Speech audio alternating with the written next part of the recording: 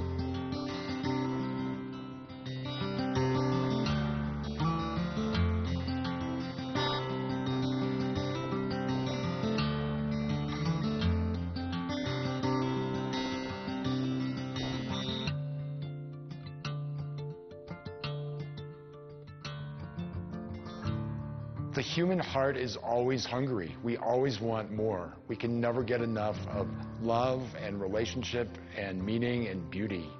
I've never met anyone who is fully satisfied with their life as they are living it.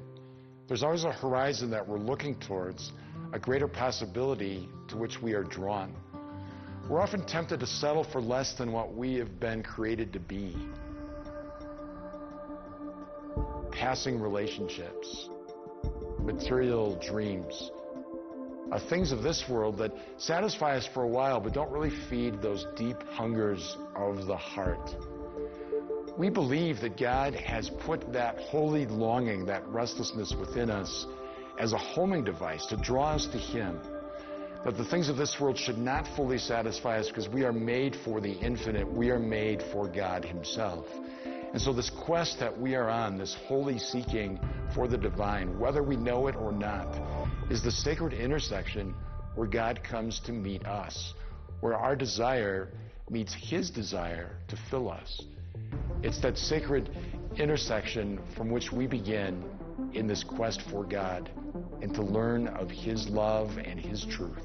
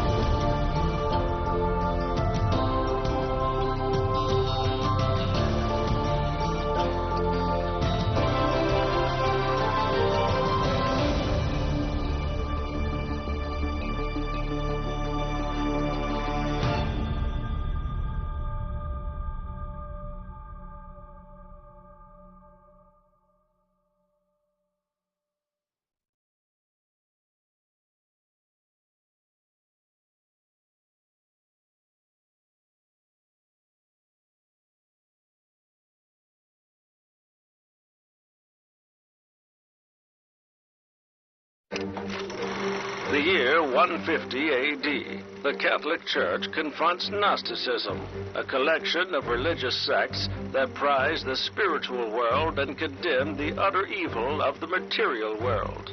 Its confusing and deceptive melding of Christian truths with Greek philosophy and other beliefs deceives a large number of Christians.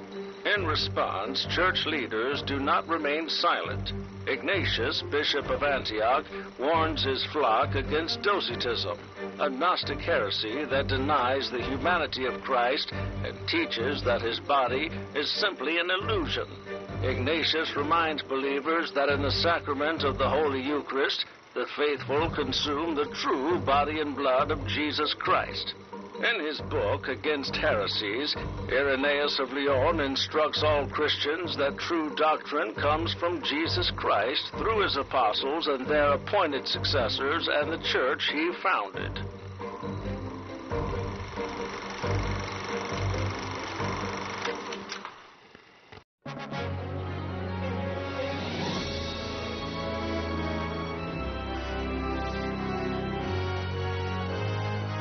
EWTN. Live truth. Live Catholic.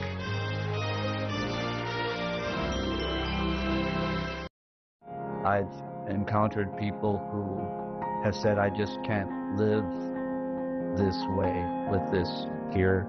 On the record, Catholic bishops, cardinals, and the Pope criticized the Trump White House policy on mass deportations. The White House border czar pushes back with a sharp response. The Order of Love. U.S. politics brings a 4th century saint back in the spotlight. Our senior Vatican analyst on comments from J.D. Vance and how that squares with the teachings of St. Augustine. My mom's going to be 96 in a couple of weeks, and I just didn't think, she didn't think that she was going to make it. An elderly mother and her Catholic family rejoice. Their son and brother released and back in their arms after nearly 4 years in a Russian prison. I never sat on a bench and thought that I was above anybody else, or that I was superior to them in any way, or that I never prejudged anybody. And correspondent Colin Flynn interviews TV Judge Frank Caprio about how his Catholic faith informed his courtroom rulings. EWTN News in Depth starts now.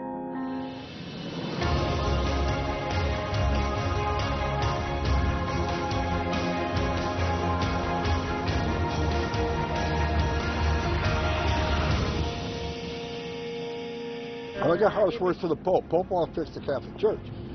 I'm saying this as a lifelong Catholic. I was baptized Catholic. I was First Communion as a Catholic. Confirmation as a Catholic. The Pope and the White House mix it up in pointed exchanges over immigration. Welcome to EWTN News in Depth. I'm Mark Irons, sitting in this week for Catherine Hadro. In an unprecedented letter this week, Pope Francis made unusually pointed remarks for the Vatican against a particular policy of a particular country, condemning the mass deportations of the Trump administration and the notion that by just being in the U.S. illegally, a person is a criminal.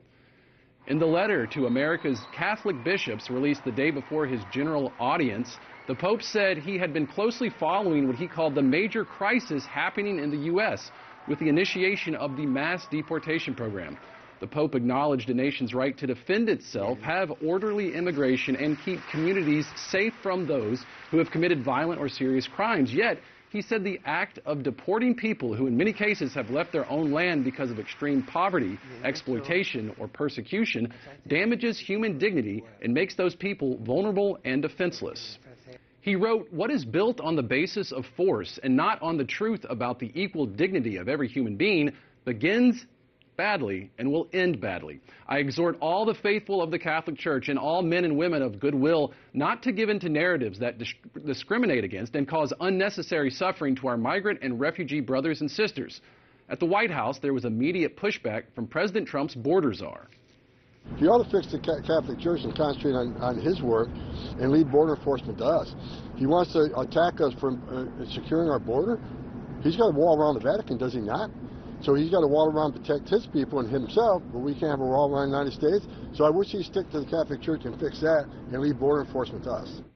The papal letter prompted an immediate response to the Pope from the U.S. Conference of Catholic Bishops. Writes USCCB President Archbishop Timothy Broglio, "As successor to St. Peter, you call not only every Catholic, but every Christian to what unites us in faith, offering the hope of Jesus Christ to every person, citizen, and immigrant alike." Broglio writes, "I ask for your continued prayers so that we may find the courage as a nation to build a more humane system of immigration, one that protects our communities while safeguarding the dignity of all." That thought further emphasized by the chairman of the USCCB's Migration Committee. We see it as our responsibility as Christians, much less as leaders in the church, to care for the most vulnerable and for the poor. That's practically the definition of what should be the sign of Christian love. While this exchange took place, the Holy Father nursed a case of bronchitis. On Friday, after his audiences, he was admitted to the hospital for treatment with a mild fever. He's been dealing with the respiratory infection for more than a week, and it often prevented him from reading his own speeches and homilies. Please join us in praying for his health. And another major aspect of Trump's full court press on immigration is his attempt to limit birthright citizenship. His executive order has sparked even more debate on the rights of migrants and the rights of their unborn babies. When an unborn baby is born in the United States, he or she automatically becomes a citizen. That fact is based on a legal principle known as birthright citizenship. Essentially, what that means is that anyone who's born in the U.S. is deemed to be a citizen regardless of the immigration and status of their parents. In the U.S., birthright citizenship is founded on the 14th Amendment of the U.S. Constitution, which reads, "All persons born or naturalized in the United States and subject to the jurisdiction thereof are citizens of the United States and of the state wherein they reside." Before the creation of that amendment, if you were black in America, you weren't considered a citizen. Stacy Bruston is the director of the Immigration Law and Policy Initiative at the Catholic University of America. The 14th Amendment, which was ratified in 1868 after the Civil War, was really a response to say no, that's not who we are as a country. Everyone who is born here, including slaves, descendants of slaves, are citizens. And so that concept has endured. Bruston says the U.S. Supreme Court has clarified birthright citizenship belongs to all people. Even so, debate over the meaning and interpretation of the 14th Amendment has endured as well, especially as immigration continues to be a hot-button issue. Critics, including some Republicans on Capitol Hill, say unrestricted birthright citizenship was never the intent. Here's the truth. The 14th Amendment was never intended to serve as a blank check for illegal immigration. It was never intended to grant citizenship to the children of people who broke our laws to get in this in the first place. That idea has the backing of President Donald Trump. That's a good one. Birthright. Soon after his inauguration, he signed an executive order to end birthright citizenship as it's currently recognized in the U.S. People have wanted to do this for decades. His executive order asserts that children of non-citizens are not subject to the jurisdiction of the United States and thus are not to be given citizenship. Federal judges have blocked the president's executive order, calling it unconstitutional, and some states' attorneys general have also pushed back. We have sued President Trump for taking action to end birthright citizenship, but newborn babies are not criminals. This order targets innocent newborns that have done absolutely nothing wrong. It could take years, but it's possible drawn-out litigation over birthright citizenship could bring the issue back before the Supreme Court again. More than 20 years ago, U.S. bishops addressed the issue. Family unity also is weakened when the children of immigrants are left unprotected. In the United States, birthright citizenship should be maintained as an important principle in U.S. immigration law. Bruston agrees. She says removing it could hurt children. It would deprive them of the ability to really thrive in their communities and reach their full potential because they may be restricted in terms of public benefits or educational access or other things that citizens are eligible for. Questions raised around the 14th Amendment not only cause people to ask who is a citizen, but also who is a person. The concerns over losing birthright citizenship caused the New York Times to use this headline: "Undocumented women ask, will my unborn child be a citizen?" That was an extraordinary headline when the New York Times for years has said, when is a fetus a person? What does it mean to be a preborn life? I mean, they have denied the humanity of life in the womb for decades. Pro-life advocate Christy Hamrick, Vice President of Media and Policy for Students for Life of America, says her organization isn't taking a public position on birthright citizenship, but she hopes any debate over the issue will cause people to acknowledge all life begins not with birth or citizenship, but in the womb. We hope that this is an aha moment for the left to say and suddenly recognize, oh my gosh, it's human beings in the womb. How are we going to protect these children?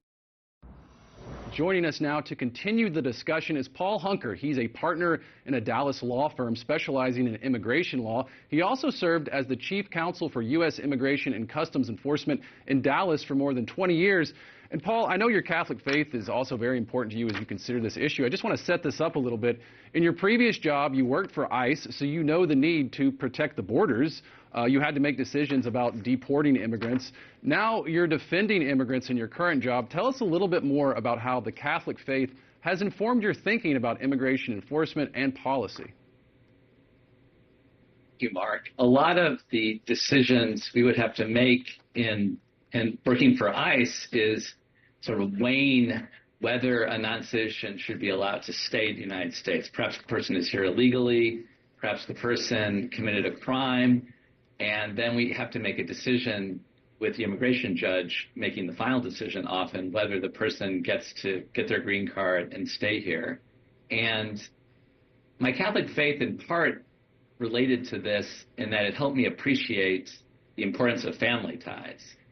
So if a non-citizen maybe he has a crime that he committed a number of years ago, but he has a number of family members, if that person gets removed from the country, that's going to harm his family. So that appreciating the importance of the family and how important a mother is or a father is sort of helped me make some of those calls. Additionally, a lot of what I did when I was the chief counsel was decide whether we should dismiss a case or not proceed against a non-citizen. Perhaps under the law, they were removable from the country, but under principles of equity and prosecutorial discretion, we don't have to remove that person. And looking at their family, looking at their life, that the impact of their family, that was a very significant factor. Also, the sense of rehabilitation and the fact that people make mistakes and they can overcome those mistakes, and looking at the person's life and making those calls, my Catholic faith was critical for me. Well, let's talk about President Trump's executive order. It's currently blocked, the one on birthright citizenship. Yes. But say it went through. How would ending birthright citizenship impact immigration into the U.S.? I mean, do you think it would stop the flow of illegal immigration? Well, I think the argument is that it would deter people from coming because their children wouldn't be citizens, but wouldn't be citizens if it would deter someone who's undocumented from coming because their children would not be citizens. But I think that's short-sighted. You know, people are coming here to make a better life for their family. They're fleeing persecution. They're fleeing poverty. And that's principally why they're coming. Creating a situation where their children are not, or who are born here, are not citizens would cause a lot of harm to those children. And I don't think it would deter people from coming. And talking again about the executive order, we know 4 federal judges right now have blocked that executive order on birthright citizenship. Where do you see this going legally? Where will this battle go, and will it make it back up to the Supreme Court? Oh, it's 100% illegal, the executive order. It's clear under the 14th Amendment of the Constitution that if you're born in the United States, you are a citizen of the United States, other than in some very narrow circumstances.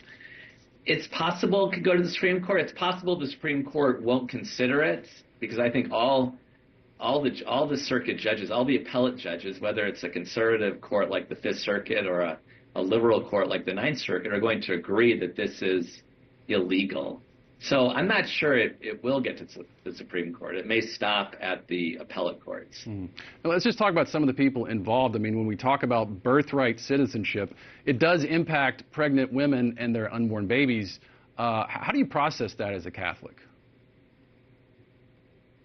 So I thought about that, and as Catholics, as pro-lifers, we want to create a world that is most welcoming for women and their babies, especially unexpected, unintended pregnancies. We want to create a world that welcomes that baby and supports that mother.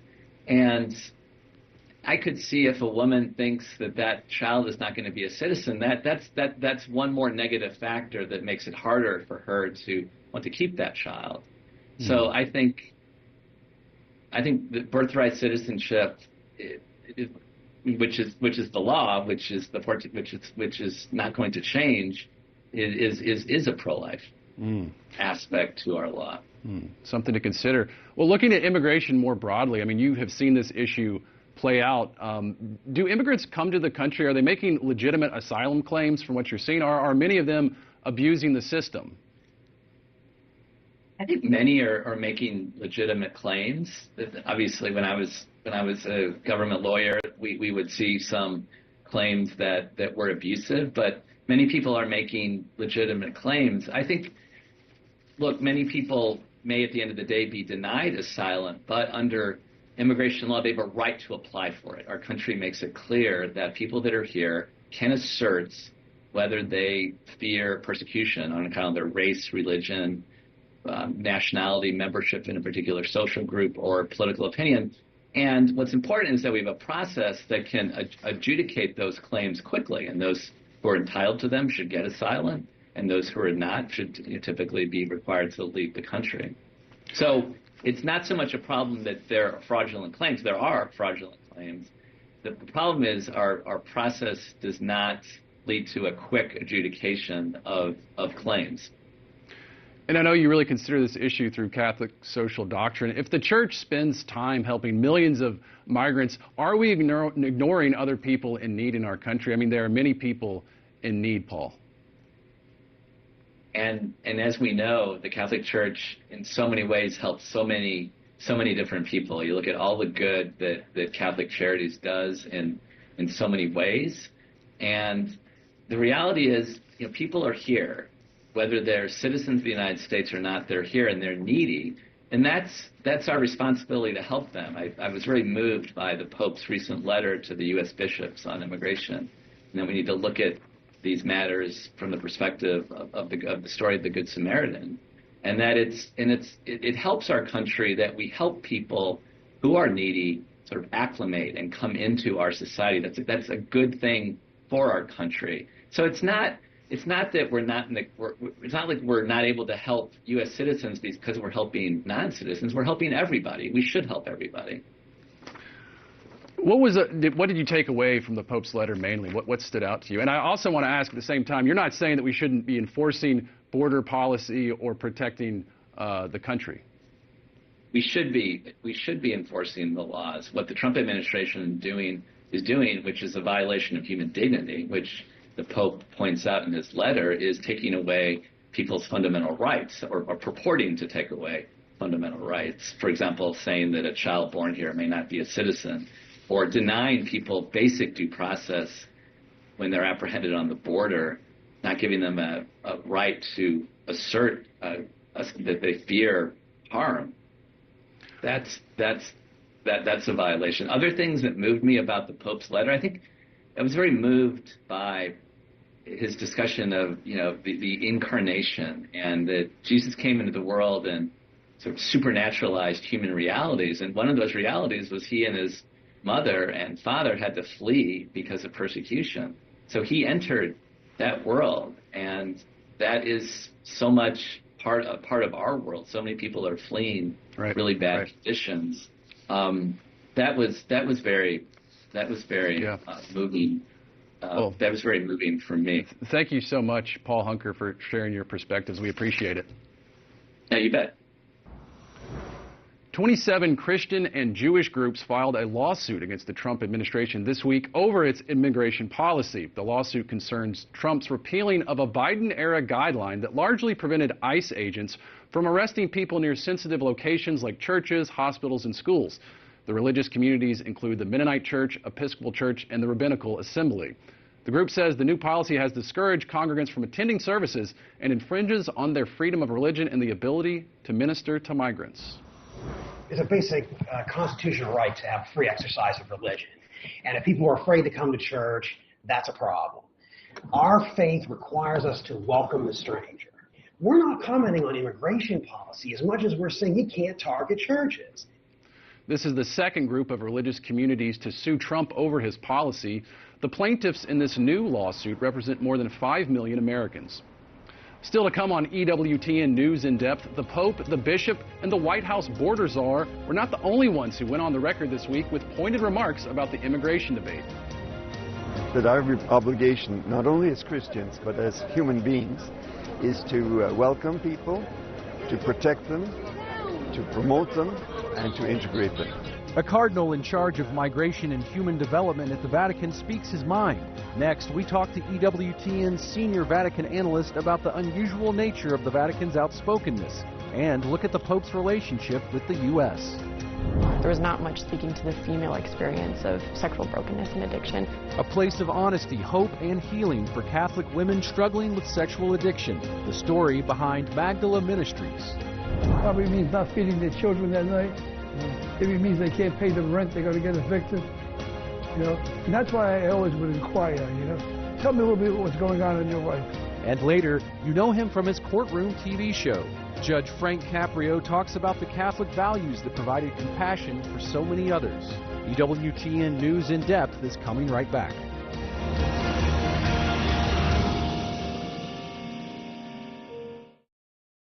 Hello, family. The season of Lent is almost here. At EWTN, we want to help prepare you and others to grow closer to the Lord before the celebration of Easter. Every day of the year, we want to inspire you with televised daily Mass, live Eucharistic adoration, the Holy Rosary, and other devotions that deepen your prayer life. We also want to advance the truth with each program we air, including faith-filled documentaries, live shows, and news from a Catholic perspective.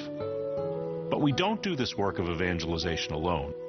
This network is here because of the grace of God, the faith of our late foundress, Mother Angelica, and the generosity of you, our EWTN family. So I ask that you make a donation today, because with each gift, we can share a little more light with the world. Your gift today will inspire more people this Lenten season with the message of God's love and infinite mercy. Thank you, and may God bless you. Please visit EWTN.com/LentonGiving to make your gift today. Remember that EWTN is 100% viewer supported. Your donation keeps EWTN on the air, shares the joy of the gospel, and helps broadcast news from a Catholic perspective. You may also call us at 1-800-447-EWTN or send your donation to EWTN, 5817 Old Leeds Road, Irondale, Alabama, 35210.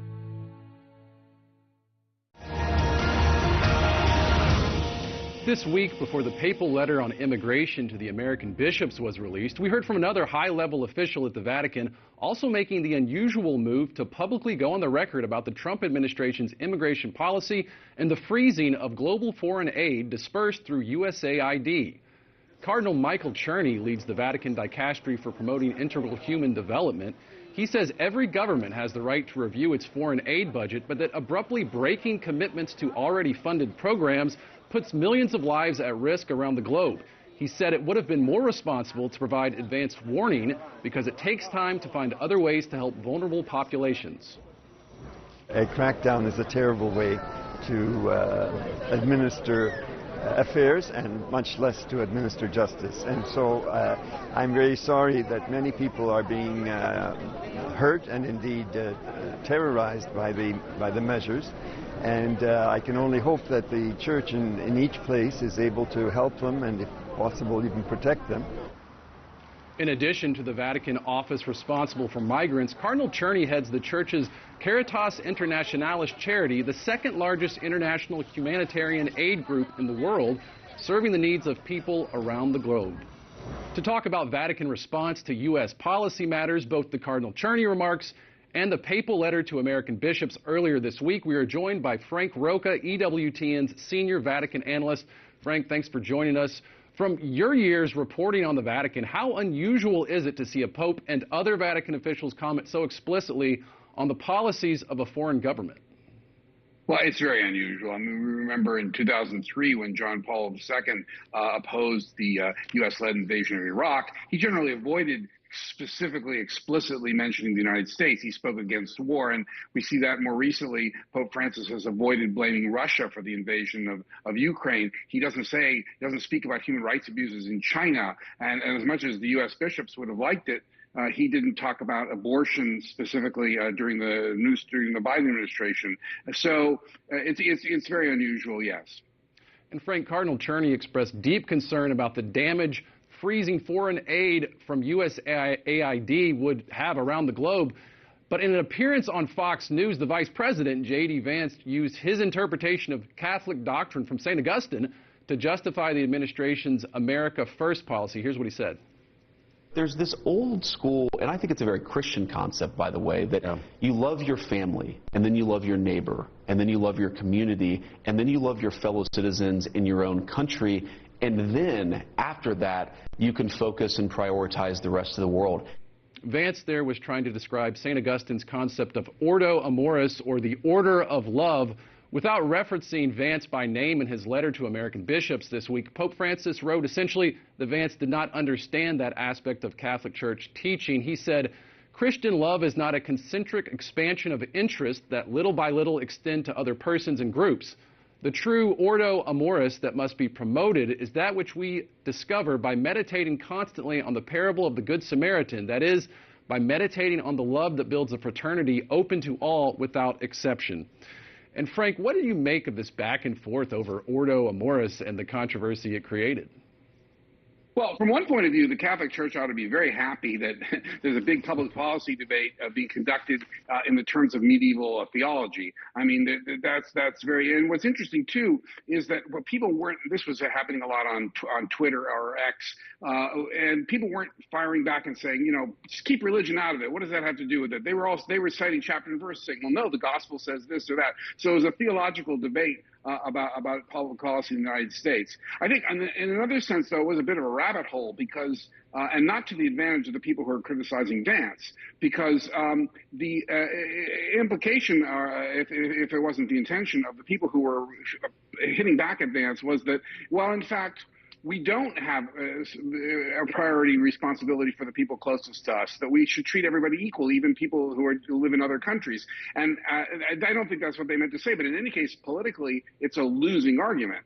No one's going to go for that. So I think Bishop Seitz of El Paso, Texas, had it right. He was on a podcast, a Dispatch podcast, and he said, yes, we have an immediate responsibility for the people closest to us, but that doesn't mean we can ignore other people. That would have been the way to get around it. But instead, for some reason, people want, and the Pope himself left that impression, that he wanted to contest the idea that we have more responsibility for our family and than our immediate neighbors.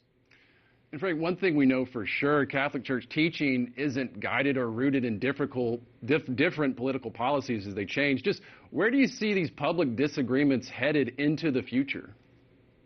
Well, it's interesting. I mean, I think what has to happen is, it's one thing to say meditate on the parable of the Good Samaritan, sure, but people are going to reach very different conclusions when it comes to policy, is to be more concrete. And that's difficult because, I mean, Cardinal Czerny, whom you quoted, earlier in that same interview with the Associated Press, he said, well, only really Lebanon it has reached the limit or exceeded the limit of the amount of number of immigrants it can take, and maybe a couple other places. Now, Lebanon has about the number of refugees in Lebanon is about 60% of its population and citizenship. I mean, if the United States were even to approach that, we would be talking about tens and tens of millions of people more, maybe more than 100 million people coming in. So that's not politically very viable. I think, on the other hand, if you just keep it on the level of piety or good intentions, then people are going to reach very different conclusions, and it's not clear what kind of guidance the church is giving. We'll keep paying attention to these developments. But before we let you go, can you give us an update on the Pope's health? He was admitted to the hospital with bronchitis on Friday. What can you tell us, Frank? That's right. Well, he's canceled all his appointments through Monday. He's in the hospital. And as we speak in the early evening Rome time, the Vatican recently issued an update and said that he has a respiratory tract infection. He's taking drugs. They didn't specify which as part of his therapy in the hospital, and that his condition is stable. So the Pope frequently has respiratory problems this time of year. And he did last year, and then he bounced back and took a very marathon trip to Asia and in the late summer. But right now, that's the situation as we speak. Well, we'll keep him in prayers. Frank Roca, EWTN Senior Vatican Analyst, thank you for being with us. Thank you. Headlines are next in the Week in Review.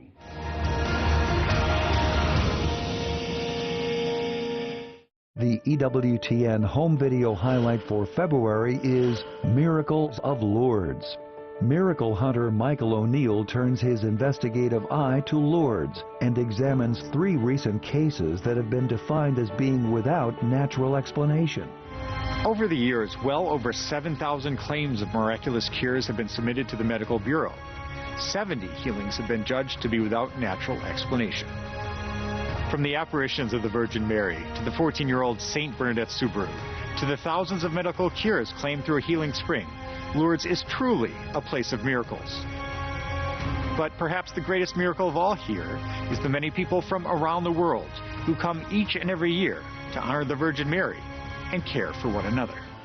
Order your DVD at EWTNRC.com, 24 hours a day, 7 days a week, or call 1-800-854-6316.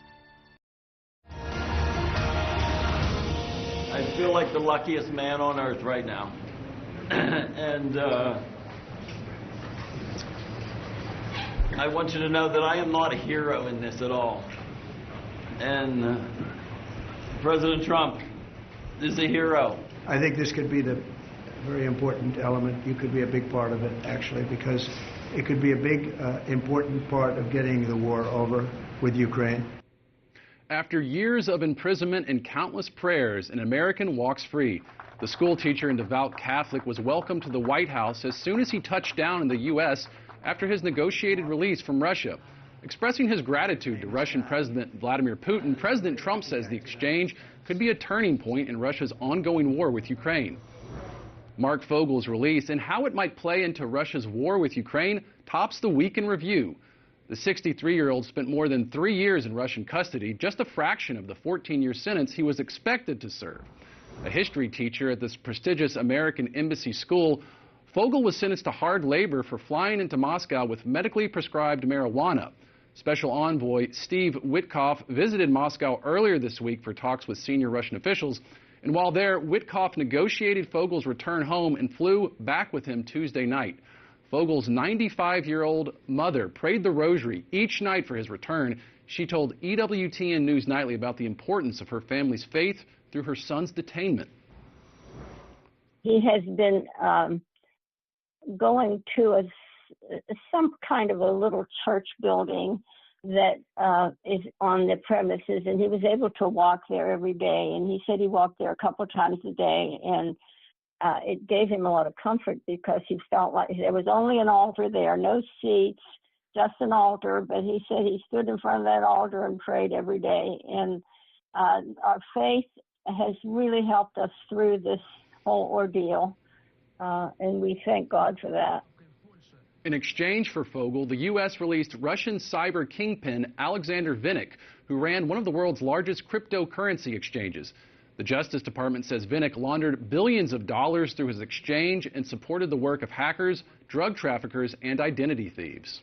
Calling the prisoner swap a thaw in U.S.-Russian relations, President Trump said he had a long call with President Vladimir Putin on Wednesday and announced they had agreed to begin negotiations on ending the war with Ukraine. The president said he and Putin would meet soon in Saudi Arabia without Ukrainian leader Volodymyr Zelensky, intensifying long-held fears that Ukraine would be excluded from peace talks to determine its own future. Upending 3 years of U.S. policy towards Ukraine, the announcement made no mention of Europe, playing into European leaders' fears that their defense interest will also fall by the wayside if Trump sidelines them in talks with Putin. The reaction in Moscow to the call was practically gleeful. State-backed media struck a triumphant tone, saying the U.S. finally hurt Zelensky for real. A pro-Kremlin tabloid went further, publishing a column with the headline, "Trump signs Zelensky's death sentence." In Ukraine, many were horrified by the Trump-Putin call amid mounting fears the U.S. is about to sell them out. Ukrainian President Volodymyr Zelensky appears increasingly frustrated and concerned, insisting Ukraine must be at the negotiating table. Today, the main thing is that everything does not go according to Putin's plan. He wants to do everything so that he has bilateral talks with the United States of America. We cannot accept it. As an independent country, any agreements made without us, I articulate this very clearly to our partners, any bilateral negotiations about Ukraine, not on other topics, but any bilateral talks about Ukraine without us, we will not accept. In the meantime, in his first overseas trip as defense secretary during comments at NATO headquarters, Pete Hegseth further alarmed Ukraine and European allies by publicly ruling out Ukrainian membership in NATO. Hegseth also said Ukraine returning to its pre-war 2014 borders would be unrealistic, effectively suggesting Ukraine cede territory to Russia. It was a striking reversal of U.S. and NATO's previous position and widely perceived as weakening Ukraine's negotiating position. In a pivotal moment for U.S. relations with the Middle East, Trump and the King of Jordan met at the White House earlier this week. Their conversation centered around the future of the Gaza Strip. During his meeting with King Abdullah II, Trump doubled down on his plan to force Palestinians out of the Gaza Strip to other Middle Eastern nations and develop the Strip into premium housing. His proposal has gained ire from both Arab leaders and those living in Gaza. In front of reporters, he insisted the U.S. has the authority to take over the Gaza Strip, even suggesting the U.S. could cut off aid to Jordan and Egypt if they don't go along with his plan.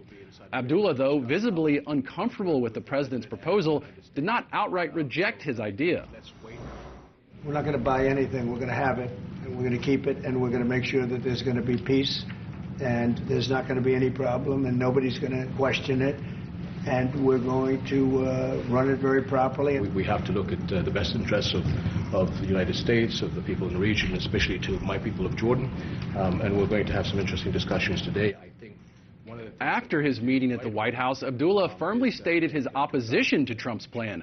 Writing on social media, "I reiterated Jordan's steadfast position against the displacement of Palestinians in Gaza and the West Bank. This is the unified Arab position. Rebuilding Gaza without displacing the Palestinians and addressing the dire humanitarian situation should be the priority for all." Hamas claims it will release 3 more hostages this weekend as scheduled. That comes just days after it threatened to withhold their release indefinitely, putting an already shaky ceasefire with Israel in jeopardy. Hamas accused Israel of violating the terms of the ceasefire on Monday, alleging it failed to remove Israeli soldiers from Gaza and delivering promised aid. In response, Israeli Prime Minister Benjamin Netanyahu warned Israel would end the ceasefire if hostages were not released by Saturday. Just weeks into this first phase of the ceasefire, both Hamas and Israel have claimed the other side has broken the truce. But these recent accusations sparked a new level of tension. For the family members of those still held hostage, every possible delay or ceasefire dispute deepens fears that their loved ones might not return home alive. Every kind of message like that is a shock. We're trying to analyze it. We're trying to think, what are the possibilities? Is this kind of a psychological terrorists that they're pulling on us? Out of some 250 people initially abducted, the bodies of 45 dead hostages have been recovered, and 138 live hostages have been rescued or freed. That includes 21 hostages exchanged for hundreds of Palestinian prisoners during the current ceasefire. An update now on the Trump administration's efforts to shrink the federal workforce. Just 77,000 workers chose to accept the voluntary buyout offer presented by Elon Musk's Department of Government Efficiency, far fewer than hoped for.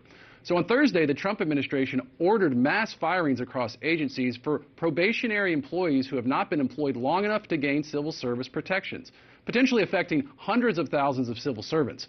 Among those agencies impacted, the Centers for Disease Control and Prevention is losing 1/10 of its workforce, and the Energy Department will lose some 300 workers responsible for the nation's nuclear weapons stockpile.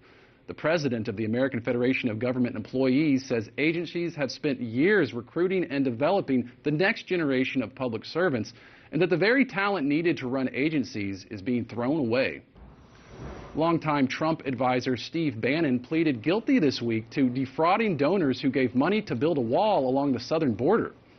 Prosecutors say Bannon and others raised millions through a fundraiser called Build the Wall and falsely told donors that money would not be used to pay the salary of one of its founders. In exchange for pleading guilty to a felony, Bannon will get no prison time and will not have to pay restitution. This is the second time Bannon has avoided trial in this case. A top prosecutor for one of the most prestigious federal courts in the nation has resigned after refusing a demand from the Trump Justice Department that she ask a judge to drop corruption charges against New York Mayor Eric Adams. Danielle Sassoon, the acting U.S. attorney for the Southern District of New York, announced her resignation on Thursday. In a letter, she told U.S. Attorney General Pam Bondi that she could not in good faith ask a judge to drop the charges because the law did not support a dismissal. She added she was confident beyond a reasonable doubt that Adams committed the bribery and fraud he was indicted for last year. Sassoon belongs to the Conservative Federalist Society and is a former clerk for Supreme Court Justice Antonin Scalia. The new team at the Justice Department says they wanted Adams free of the charges in exchange for his cooperation on the Trump immigration enforcement efforts in New York City. And now, an update to our Bishop's wager from last week. The Eagles clinched the championship from the Chiefs at the Super Bowl, which means the Diocese of Kansas City St. Joseph owes their friends at the Archdiocese of Philadelphia a gift. As promised on our program last week, Bishop James Johnson of Kansas City St. Joseph will send Archbishop Nelson Perez and the Archdiocese of Philadelphia not just some classic Kansas City barbecue, but a $500 donation. That money will go to Catholic Social Services Philadelphia and will help them in their mission to provide housing, support, and care to those who need it most. On social media, the staff there shared photos with those they serve, showing off their team spirit and celebrating their win. But no matter the outcome of the Super Bowl, the Bishop's wager is always a win because it supports those who help our most vulnerable neighbors. We'll be right back.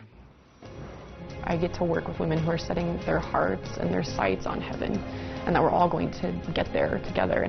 Next, the difficult subject of porn addiction. We talk to the founder of a Catholic ministry designed to help those who can find help nowhere else.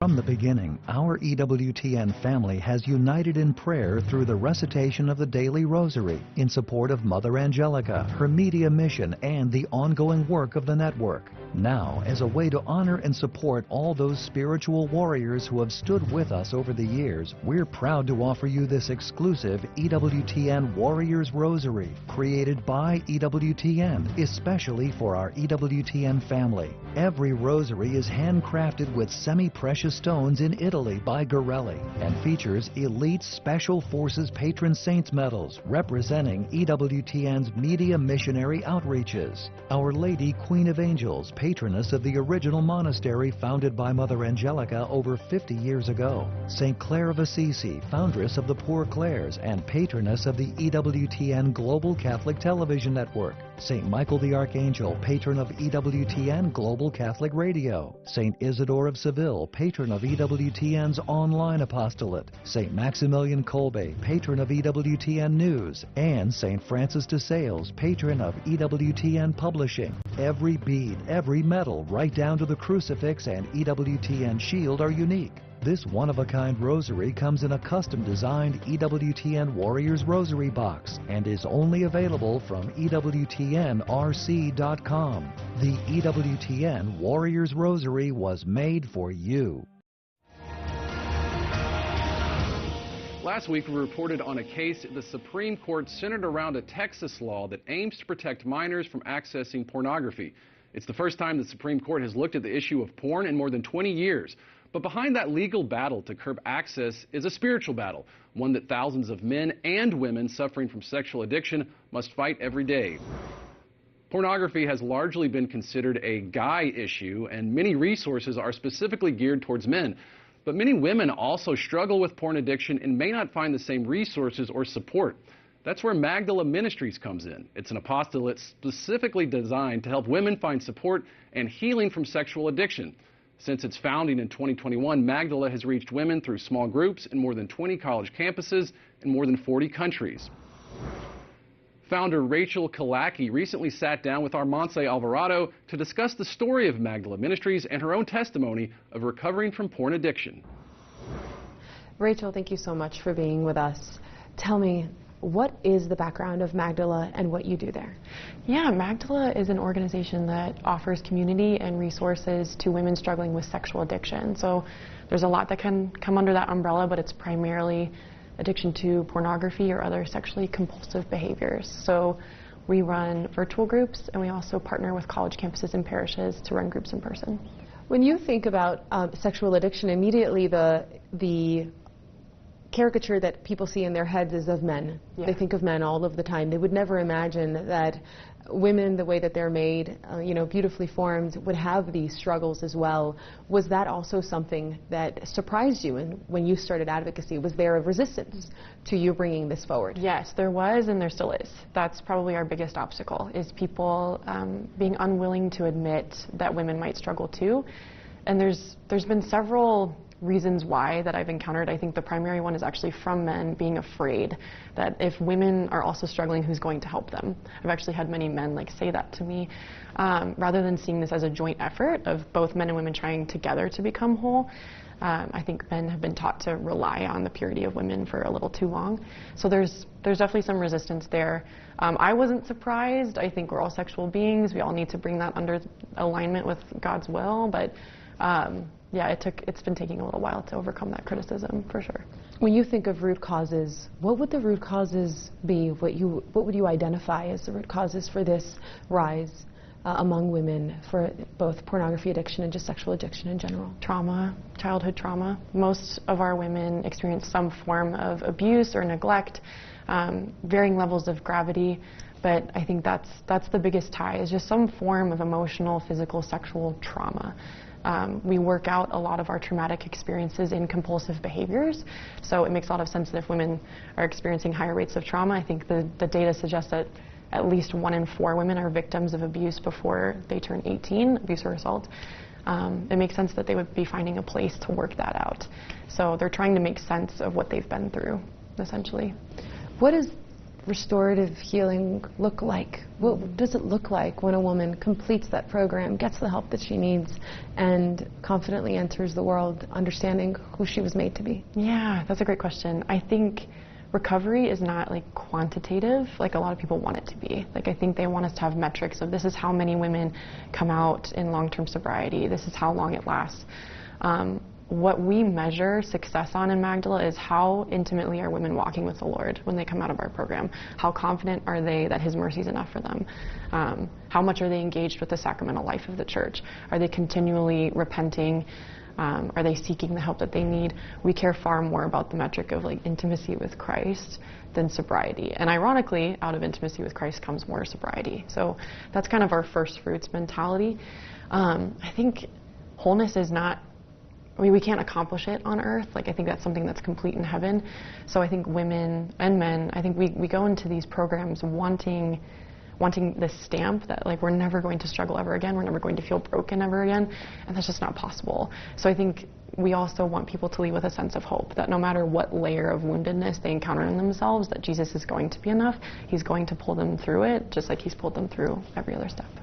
There's a Supreme Court case that is going to look at age verification for access to pornography. Knowing what you know, experiencing the reality of the people coming to you asking for help, how important are those measures? Extremely important. They need to be very thorough, though. Like, age verification in the past has been very easy to bypass. I bypassed it as an adolescent. So I think if they're going to do it, it needs to be real. But if we can keep exposure from happening at the young ages that it already is, I think it would save people a lot of trouble. By the time women come to us, our largest age group is in their 20s. They're sometimes 10, 15 years deep into an addiction. So if they're just seeking help a decade in, that puts a lot more pressure on us. That's a lot of work. Whereas if we're just encountering people who are a year or two deep, it might be a little easier to extract them from the harmful behavior. And is the access to devices, is the age, a lot of people think that access to pornography hasn't changed. Well, before you would go somewhere in the cover of night to get a video, whereas now it's accessible on your phone. Is it really different? Has that dynamic actually changed? Yes, the ability to be anonymous online has completely changed porn access, and I think it's changed it primarily for women. So I think when porn was accessible only in the clandestine kind of settings that you're talking about, men were far more likely to engage with it. But I think when the porn industry got access to streaming and just the world of the internet, there's far, far, far more content on the internet than people want to believe. It's everywhere. It's geared towards men, geared towards women. It doesn't. It has no limits. So I think streaming, I think smartphones, like, it's constant access. I'd like to say that having a smartphone in your back pocket as a porn addict is the equivalent of having a beer in your back pocket as an alcoholic. Like, you have access to the harmful substance constantly with you. So willpower has no stand against something like that. So I'm definitely an advocate for digital minimalism, especially in recovery, but even beyond, even for your own mental health. When you started working and saw this, you came into it through your own personal experience, and you have a beautiful testimony that you share very courageously with others. Can you share with us why you thought you needed help and restoration? Yeah, thanks for asking. So my story involves porn use from the ages of 13 to 19. So I had 6 years of use. And it was very hard to admit to myself that that's what was happening, because in my mind, only men watched porn. So whatever I was doing couldn't possibly be that, right? And so I minimized it for a long time because of the messaging in culture, but also in the church. And I think when I became an adult and I entered long-term sobriety and I encountered more and more of my friends with similar stories or who were in the midst of consumption, I just wanted to create the resources that I needed, that I would have wanted at the time. And that's kind of how Magdala was born. So I don't think I ever had a moment where I really saw, like, okay, I'm going to share now, like, this is what I'm going to do. It just kind of was one open door after another, and more people have just needed it. So I think I've just shared through each open door. But Magdala was mostly based in, like, what did my heart need to hear from the church when I was struggling? And how can I be that voice now? How can my team be that voice now? And the beautiful thing is when you're creating a community, like an organization that's based in community, you're joined by many, many voices very quickly. So I think courage is one of our organizational values, and it's been amazing to see how many moderators and participants from our groups are now sharing their testimonies and their stories in their communities and circles. So I think the narrative is switching with this kind of grassroots effort, but it's mostly based on the bravery of, like, a whole collective of women, not just one. I love it. Thank you so much, Rachel. Thanks for having me. To learn more about this ministry or how you can find hope and healing from sexual addiction, go to magdalaministries.org. There you can find more information about small groups, listen to podcasts, and discover other valuable resources. Next, the life and times of a famous Catholic jurist. A conversation with Judge Frank Caprio. Just trying to be decent with everyone. I never sat on the bench and thought that I was above anybody else. How the judge's Catholic faith impacted his court rulings, right after this.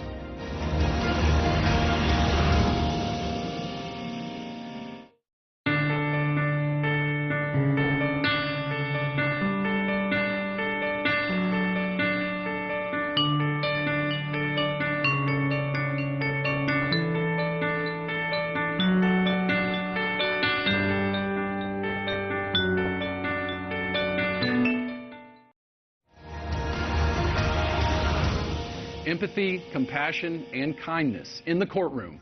Millions of people saw those qualities when they watched Judge Frank Caprio on his courtroom television program, Dispensing Justice from the Bench.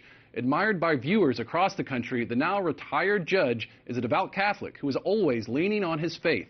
Judge Caprio spoke to our Colin Flynn in Miami. Judge Frank Caprio has become known as the judge with the big heart. I'm not going to charge you anything for the ticket. Thank you so much. I appreciate it. Good luck. Thank you, sir. Touching millions of people online with his acts of mercy and compassion. If you can give me some time to pay it up, I'll pay it. The case is dismissed. We appreciate your service in Vietnam. Thank you for your service and good luck to you. Thank you, Your Honor. Thank you. Retired now, he was a judge for almost 40 years. Judge Frank Caprio, it's a pleasure to meet you. How are you doing? I'm doing fine. Thank you for asking. Although living a life of luxury today, his childhood could not have been more different. I had the most privileged childhood I could imagine. I had the privilege of being brought up poor. My dad was an immigrant from Italy, and we were living in what they call a cold water flat, which meant we didn't have hot running water. And I remember I probably was 10, 12 years old. And for some reason, one day, he put his hand on my shoulder, and he said, someday you're going to be a lawyer. He said, and you can't charge poor people like us. And that had such an impact on me. I never wanted to be anything else in the world except an attorney. Frank listened to his father, went to law school, and passed the bar in 1965, and then became a judge in 1985. Because you're in a position of power, doesn't mean you have to use it against the people who don't have power. I think you have to, it's a balance. And that's why I always would inquire, you know. Tell me a little bit what's going on in your life. Where do you go to school? Roger Williams. What are you studying? Engineering and math. Frank Caprio became known as the judge who, even if you had broken the law, I just realized the light later than I should have, so. He would listen and take your circumstances into account. The fact that you're a student, you know, and the fact that you got all these A's, I'm going to reward you for that, okay? Okay.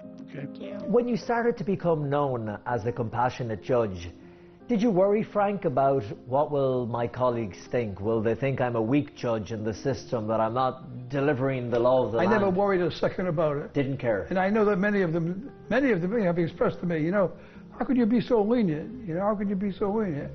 It's very simple. I just place myself in the shoes of the person before me. And compassion is a very, very strong trait. By simply asking people about their stories, Frank Caprio got a glimpse into the lives of so many, a masterclass in human nature. I dealt with a domestic violence relationship.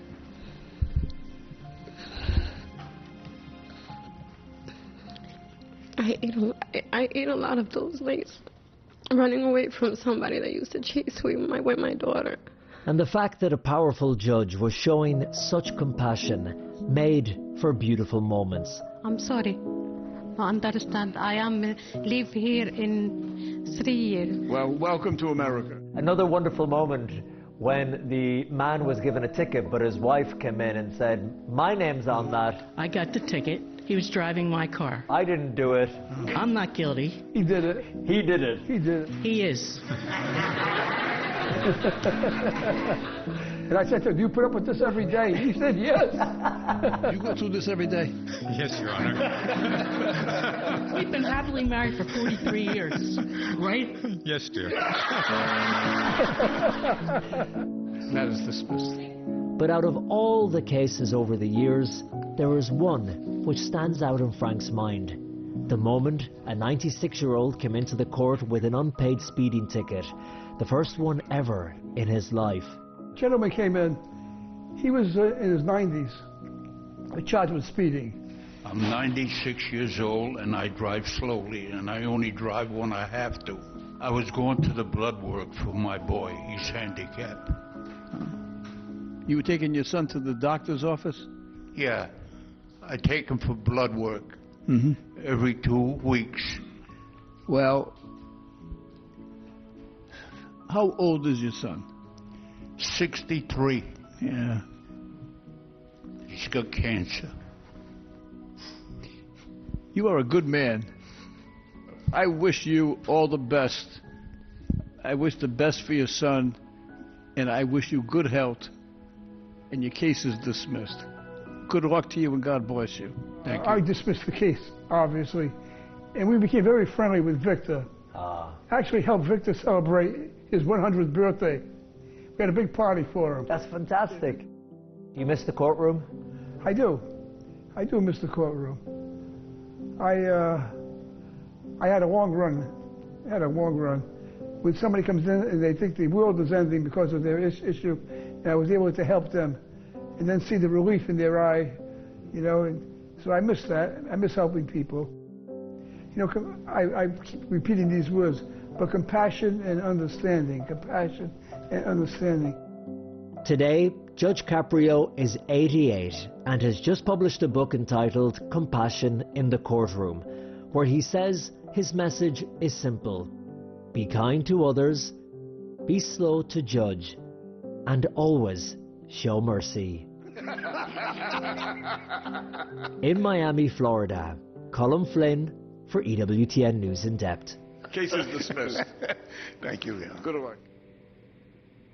What a beautiful story. And there's much more to Colin's conversation with Judge Caprio. You can see the extended interview on the EWTN YouTube page. And that does it for this edition of EWTN News in Depth. I'm Mark Irons. Join us again, same time next week, for more news and reports important to your Catholic life. We hope to see you then.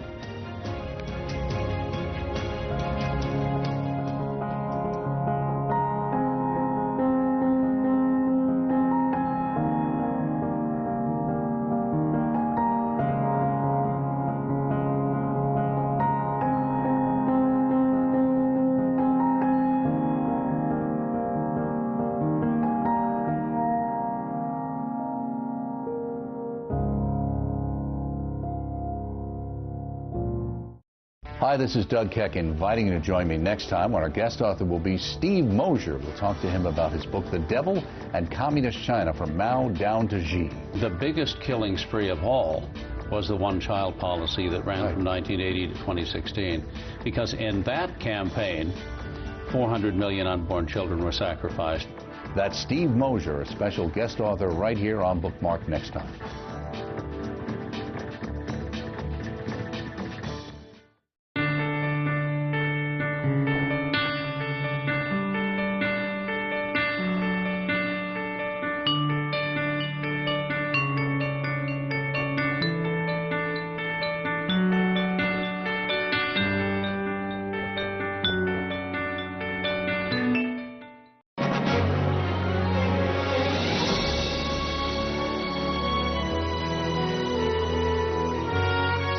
EWTN. Live truth.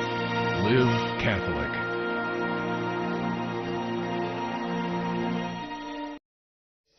I'm Tracy Sable tonight on EWTN News Nightly. Prayers for the Pope. The Holy Father is admitted to a hospital for testing amid his ongoing case of bronchitis. We have a report from Rome. Do not be afraid. Vice President J.D. Vance addresses the Munich Security Conference, what he said about illegal migration, pro-lifers, and the example of St. John Paul II. Abortion in America. The governors of New York and Louisiana spar over a possible first-of-its-kind case in the U.S. Plus, the story is tough to swallow. An unforgettable moment for a kayaker in Chile. These stories and more tonight. From EWTN, the Global Catholic Network, this is EWTN News Nightly. Thanks for being with us. Our top story tonight, the Holy Father is in the hospital in Rome to receive medical treatment. The Vatican announced this through a short note this morning. EWTN Vatican correspondent Colin Flynn has more. Good evening, Tracy. Pope Francis was admitted to the Gemelli Hospital here in Rome today to be treated for ongoing bronchitis, and his appointments for the weekend and Monday have been cancelled. This is the latest setback to the health of the 88-year-old Holy Father. The Vatican released an evening bulletin stating, following the worsening of his bronchitis in recent days, the Pope has undergone specialist examinations and has begun hospital pharmacological treatment. It specified that the initial tests indicate a respiratory tract infection. His clinical condition is stable with a slight fever. The director of the Holy See reassured everyone, saying the Pope is calm and in good spirits. It was 9 days ago the Vatican announced that he was suffering from a flu which then developed into bronchitis. He kept his appointments during the week, and I was at the Wednesday general audience just a few days ago, but you could hear that the Holy Father was struggling to speak because of lack of breath. In fact, he told people there that he was unable to read his catechesis and so handed it to a priest to read for him. Now, Pope Francis was due to host a Jubilee audience tomorrow, but that has been cancelled. He was due also to speak and preside over Mass to mark the Jubilee of Artists and World of Culture on Sunday. We're told now that that will be celebrated instead by a cardinal. On Monday, he was due to meet with a group of artists, some of them world-renowned, like director Tim Burton. We're told that too has been cancelled. He did hold some meetings this morning, including meeting with Cardinal Tagle. He also met with Mark Thompson, the president of CNN. He met the Prime Minister of Slovakia, and in a video of this meeting, which was released by the Vatican, you can see that the Pope is visibly tired. Now, while the Pope going to hospital at any time is concerning, especially at the age of 88, the Holy Father has battled bronchitis before on a number of occasions. For example, he was hospitalized in March of 2023 for 3 nights and treated with antibiotics. In December of 2023, he cancelled a visit to Dubai, again because of bronchitis. And remember, when he was a young man in Buenos Aires, he had part of one of his lungs removed after a strong dose of pneumonia. So his lungs are already compromised. It does seem his health has been declining in recent years, using a wheelchair or a cane most of the time. Also, he recently fell twice, hurting his arm and his chin. And of course, this being the Jubilee year, it will be an extra busy one for Pope Francis, with millions of pilgrims expected to be coming to the Holy City to see the Holy Father. But at the moment, that is the update at the Gemelli Hospital in Rome. Colm Flynn for EWTN News Nightly. Okay, thank you, Colin, for that. Well, the Franciscan missionaries of the Eternal Word, who were founded back in 1987 by Mother Angelica and provide especially for the spiritual and sacramental needs of the Eternal Word television network, offer a prayer for the Holy Father. Heavenly Father, we thank you for the loving service of Pope Francis and the hope he has inspired in so many in your great mercy. Have mercy on him in his illness now. We pray and guide the medical staff in his care. Grant him peace and healing through Christ our Lord. Vice President J.D. Vance invoked the name of Pope John Paul II while speaking to leaders in Europe. He defended democracy and warned about Christian persecution. Vance also joined other cabinet members overseas to discuss the war in Ukraine. White House correspondent Owen Jensen reports. Tracy, the Vice President challenged Europe's governments to trust their people, control immigration, provide more for their own defense, and his remarks coming as the war in Ukraine grinds on. Vice President J.D. Vance speaks to leaders gathered in Germany at the Munich Security Conference. The threat that I worry the most about vis-a-vis Europe is not Russia, it's not China, it's not any other external actor. And what I worry about is the threat from within, the retreat of Europe from some of its most fundamental values, values shared with the United States of America. Vance criticized Britain for charging a man for praying outside an abortion facility, and he criticized Scotland for telling people they may be breaking the law if they pray inside their own homes. In Britain and across Europe, free speech, I fear, is in retreat. The Vice President